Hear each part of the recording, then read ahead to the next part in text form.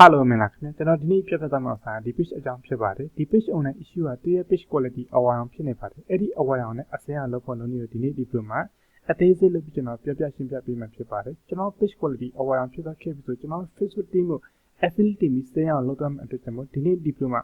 affiliate ဘယ်လိုတင်လို့ရမလဲ affiliate တင်တဲ့အခါမှာစာသားကိုဘယ်လိုရေးပြီးသွားရမလဲဆိုတော့ဒီနေ့ဒီ video အားလုံးအသေးစိတ်လုပ်ပြီးကျွန်တော်ပြပြရှင်းပြပေးမှာဖြစ်ပါတယ်အဲ့တော့ကျွန်တော်နည်းနည်းအောက်ဆင်းတော့ကြည့်မယ်ဆိုလို့ရှိရင်ဒီ page မှာ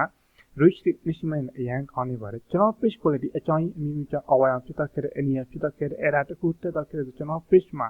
reach measurement ကျပါတယ်ဒါပေမဲ့ဒီ page က page quality အဝါအောင်ဖြစ်ဖြစ်ချင်း service attitude ကျွန်တော်ဒီရဲ့ page မှာ reach measurement ပိုပြီးကောင်းလာခဲ့တယ်ကျွန်တော်ဒီဖြစ်လာတဲ့ issue ချက်ချင်းကျွန်တော်ပြပြနိုင်တဲ့အတွက်ကျွန်တော်ဒီရဲ့ page ကထိခိုက်မှုမရှိဘဲနဲ့ reach တွေပိုပြီးကောင်းလာတယ်ဒါပေမဲ့ဒီရဲ့ page quality အဝါအောင်ဖြစ်နေပါတယ်အဲ့ဒီအဝါအောင်အစင်းအောင်ဖြစ်အောင်ကျွန်တော် Facebook team နဲ့ဒီနေ့affiliate တင်မတင်အသေးစိတ်လုပ်ကျွန်တော်ပြပြပေးမှာဖြစ်ပါတယ်အဲ့တော့ကျွန်တော် page quality ပြီးတော့ချက်ယူတော့ပြမယ် okay ကျွန်တော်ဒီမှာချက်ကြည့်မယ်ဆိုရင် page has some issues ဆိုပြီးပြမှာ page quality အဝါဖြစ်နေပါတယ်အောက်မှာတစ်ချက်ကြည့်မယ်ဆိုရင် computer standard violation ဆိုပြီးပြထားပါတယ်ဒီ page owner မသိနားမလဲပဲနဲ့အခြား website ကတက်ပုံအခြား internet ကတက်ပုံ download ဆွဲပြီးမှ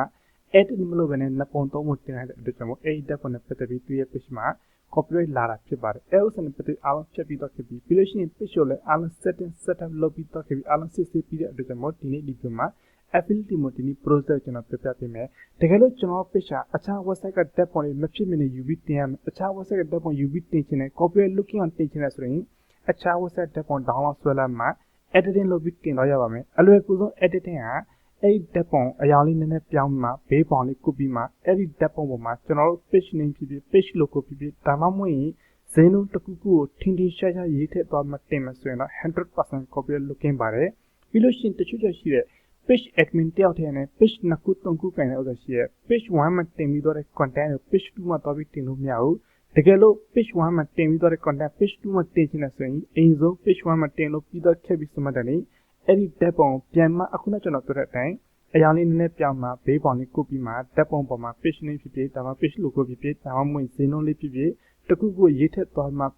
page 2 မှာသွားပြီးတင်မှာဆိုတော့ 100% copy looking နဲ့ page 1 မှာတင်ပြီးတော့စာသားကိုပဲ page 2 မှာပြန်သွားပြီးတင်ချင်တယ်ဆိုရင်အဲ့ဒီစာသားကိုနည်းနည်းပါ edit လုပ်ပြီးတင်တော့ရတယ် edit ဆိုတော့ opposite တစ်ကြောင်းဖြတ်မယ် edit တိုင်းရေးထည့်မယ်အလဲတစ်ကြောင်းဖြတ်မယ်အောက်ဆုံးတစ်ကြောင်းဖြတ်မယ် edit တိုင်းရေးထည့်မှာ page 2 မှာသွားပြီးတင်မှာဆိုရင်လည်း copy looking ပါတယ်အလွယ်ကူဆုံးတော့ကျွန်တော်တို့ဒီစာသားနဲ့ပတ်သက်ပြီးဆိုရင်ကျွန်တော်တို့ဒီ note ထဲမှာကိုယ်တိုင်အိမ်ဆိုရေးထည့်သွားမှာအဲ့ဒီ note ထဲစာသားတွေမှာကျွန်တော် page ပေါင်းများစွာမှာထည့်ခါတလဲလဲ copy ကူပြီးတင်လို့ရပါတယ်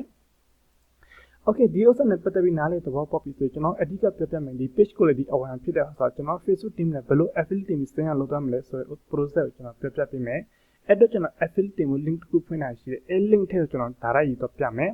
okay ကျွန်တော်တစ်ချက်ကြည့်မှဆိုရင်how do I affiliate from remove for content of Facebook for copyright reason ဆိုပြထားတာကျွန်တော်တို့ဒီ page ဥစ္စာ copyright ထိထားတဲ့အတွက်ကြောင့်ကျွန်တော်ဒီမှာ copyright နှစ်ကြိမ်ထိထားတဲ့အတွက်ကြောင့်ကျွန်တော်ဒီနေရာကျွန်တော်တစ်ချက်တော့ affiliate topic တင်ရပါမယ် copyright reason ဆိုတဲ့နေရာတစ်ချက် from တစ်ချက်နေတော့ရမယ် okay ကျွန်တော်ဒီမှာဆိုရင် copyright affiliate from ဆိုပေါ်လာခဲ့ပြီဆိုကျွန်တော်ဒါလေးတစ်ချက်နေပြီမှာကျွန်တော်ဒီနေရာမှာဆိုလို့ရှိရင်ကျွန်တော်ဒီpage name ကိုရေးထည့်သွားရပါမယ်တကယ်လို့ကျွန်တော် page name ကိုမေးချင်လို့ဆိုရင်ကျွန်တော်ဒီ affiliate တင်တဲ့ admin နာမည်ရေးထည့်သွားလို့ရပါတယ်ဒါပေမဲ့ကျွန်တော်ဒီ page နာမည်ကိုကျွန်တော်တစ်ချက်ရေးပြီးထည့်လိုက်ပါမယ်ပြီးလို့ရှိရင်ကျွန်တော်လက်ရှိသုံးနေတဲ့ fake email တစ်ခုထည့်သွားပါကျွန်တော်ဒီမှာလက်ရှိသုံးတဲ့ fake email တစ်ခုထည့်သွားတယ်ကျွန်တော်ဒီ email ထည့်သွားတဲ့ဥစ္စာ active ဖြစ်တဲ့ email ထည့်သွားပါကျွန်တော်တို့ဒီ email ထည့်လိုက်ဆိုဒီ email မှာတို့စာပို့လိုက်အတွက်ကျွန်တော်လက်ရှိသုံးတဲ့ email ထည့်သွားပို့ပြီးခေါင်းနဲ့ကျွန်တော် fake email use လုပ်တဲ့ကျွန်တော် fake email ထည့်သွားတယ်ပြီးလို့ရှိရင်အောက်မှာတစ်ချက်လာပြီးကျွန်တော်ဒီနေ့တစ်ချက်အမှတ်ချပြီးမှကျွန်တော်ဒီမှာဆိုရင် page URL link ကိုကျွန်တော်တစ်ချက်ထည့်သွားရပါမယ်ပြီးလို့ရှိရင်အခုနေ့တစ်ချက်ပြန်တော့မယ်အခုဆိုကျွန်တော်ဒီမှာတစ်ချက် page URL link ထည့်မယ်ပြီးလို့ရှိရင်ကျွန်တော်ဒီနေ့မှာ description စာသားတစ်ခုရေးထည့်သွားရမယ်အဲ့ description စာသားကျွန်တော်ရေးထားပြီးသားရှိတယ်အဲ့ဒီရေးထားပြီးသားထည့်ကိုကျွန်တော်တစ်ချက်ရေးသွားပြမယ်ကျွန်တော်ဒီpage quality အဝါဖြစ်တဲ့ဥစ္စာကြောင့်နည်းနည်းလေး edit လုပ်ပြီးသွားရမှာပေါ့အဲ့တော့ကျွန်တော်သူရဲ့ page home တစ်ချက်ပြန်လာမယ်ပြီးလို့ရှိရင်သူရဲ့ page quality တစ်ချက်ပြန်သွားလိုက်ပါမယ်ပြီးလို့ရှိရင်ကျွန်တော်ဒီမှာဆိုရင်စာသားရေးထားပြီးတဲ့အဆင့်သေးရှိရဒါပေမဲ့ကျွန်တော်ဒီနေရာကိုနည်းနည်းလေး edit လုပ်ပြီးသွားရပါမယ်အဲ့တော့ကျွန်တော်ဒီဥစ္စာ community standard ဆိုတဲ့ဥစ္စာကျွန်တော်တစ်ချက် copy ပြလိုက်မယ်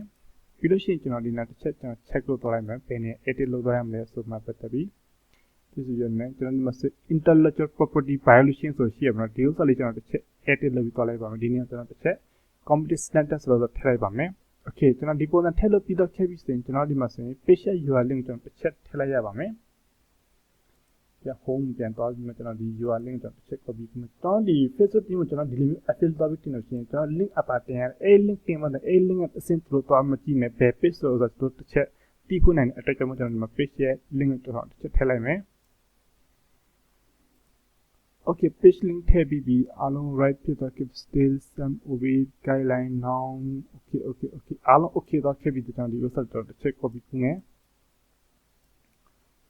Copy kubi the channel the akuna near check channel ba me. Channel bi so in channel the check chalai mo na. Okay, tab bi so in channel the name ma page look theme me. Pi lo shin channel the name ma so in page quality awan phit the near screenshot ဆွဲပြီးဒီနဲ့ထည့်ရပါမယ်အဲ့ဒါကျွန်တော် screenshot တစ်ချက်ဆွဲလိုက်ပါမယ်ဒါကြောင့်အားလုံးကျွန်တော်အသေးစိတ်လုပ်ပြီးကျွန်တော်ပြောပြရပါကျွန်တော်ဒီ Facebook team ကို affiliate အရင်ဆုံးကျွန်တော် page ကို picture 60ပါ picture 60ပြီးမှလည်း affiliate topic တင်တော့ရတယ်တကယ်လို့ကျွန်တော် page မှာ corporate issue တစ်ခုခုကျန်နေသေးတဲ့ဆိုလို့ရှိရင်မရပါဘူးเนาะအဲ့ဒါဥစ္စာတစ်ချက်ကြီးဆက်ဖို့လိုအပ်ပါတယ် Okay ကျွန်တော် screenshot ဆွဲပြီးတော့ခဲ့ပြီးဆိုရင်ကျွန်တော်ခုနကနေတစ်ချက်ပြန်သွားပြီးတော့ကျွန်တော်ဒီနေရာမှာတစ်ချက်နေပြီးမှ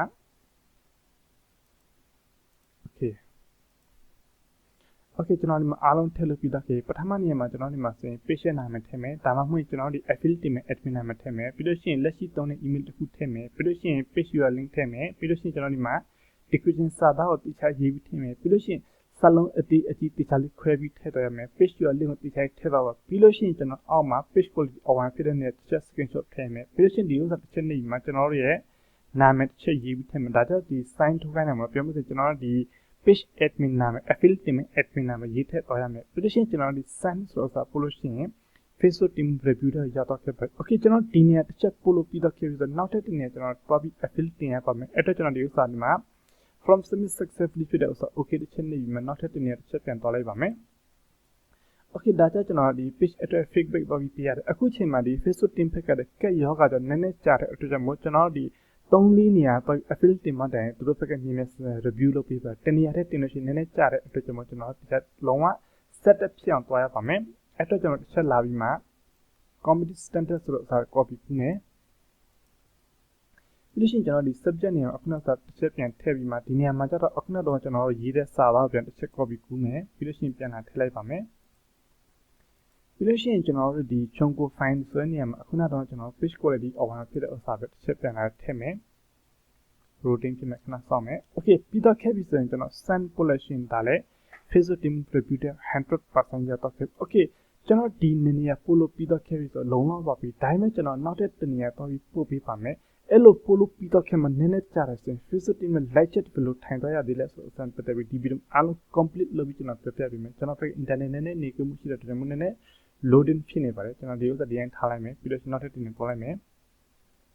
okay ကျွန်တော်ဒီနေရာလာမယ်ဆိုရင်ကျွန်တော်ဒီဥစ္စာလေးကျွန်တော်တစ်ချက်နှိပ်ပြီးမှကျွန်တော်ဒီမှာ page နဲ့ဖြစ်ပြတဲ့အတွက်ကျွန်တော် page ကိုတစ်ချက်ယူသွားမယ်ပြီးလို့ရှိရင်ကျွန်တော်ဒီနေရာမှာအခုနောက်တော့ description စာဖတ်ကိုကျွန်တော်တစ်ချက်ယူပြီးထည့်လိုက်ပါမယ်ပြီးလို့ရှိရင် page လုပ်ပြီးထည့်မယ်ပြီးလို့ရှိရင်ကျွန်တော်အခုနောက်တော့ page quality awan ဖြစ်တဲ့ဥစ္စာ screenshot တစ်ချက်ထည့်ရပါမယ် okay ကျွန်တော်အားလုံး complete ဖြစ်တော့ခဲ့ပြီကျွန်တော် submit ဆိုတော့ပို့လို့ရှိရင် Facebook team တွေ 100% ရောက်တော့ခဲ့ပါပြီ okay ဒီနေ့ဒီပြန်ဒီလောက်ပဲအားလုံးကျွန်တော်ကျေးဇူးတင်ပါတယ်တကယ်လို့ကျွန်တော်ဒီဥစ္စာမှာပို့လို့ပြီးတော့ခဲ့လို့ကျွန်တော်ဥစ္စာနည်းနည်းကြာနေသေးတယ်ဆိုလို့ရှိရင်ကျွန်တော် Facebook team နဲ့ဘယ်လို like ထိုင်တော့မလဲဆိုပြီးကျွန်တော်ဒီမှာတစ်ခါပြပေးမယ်ကျွန်တော်ဒီပုံစံနဲ့ပေါ်လာမှာဒါကြောင့်ကျွန်တော်ဒီပထမ affiliate တင်တဲ့အခါကျွန်တော်ဒီပုံစံနဲ့ပေါ်လာမယ်ဒီပုံစံပေါ်လာခဲ့ပြီဆိုကျွန်တော် Facebook team affiliate တင်လို့ဆိုကျွန်တော်ဒီဥစ္စာတစ်ချက်နေပြီးတော့ကျွန်တော်ဒီမှာဆို visit business health center ဆိုရှိရဲဒါလေးကျွန်တော်တစ်ချက်နှိပ်သွားပြီးမှကျွန်တော် Amazon ကျွန်တော်ရဲ့ဒီအခုနစာသားကျွန်တော်တစ်ချက်ရေးထည့်မယ်ပြီးလို့ရှိရင်ကျွန်တော် email ထည့်မယ် phone number ထည့်မယ်ဆိုလို့ရှိရင်ကျွန်တော်9မိနစ်အတွင်းမှာ Facebook team နဲ့ contact ဖြစ်မယ်အဲ့လို contact ဖြစ်ဆိုကျွန်တော် like chat ထိုင်တော့ခဲ့ပြီးဆိုကျွန်တော်တို့ page ရဘယ်လိုဖြစ်ချင်ဘာဖြစ်ချင်ဆိုတော့ကျွန်တော် screenshot ဆွဲထည့်ပြီးမှကျွန်တော်တို့ဒီ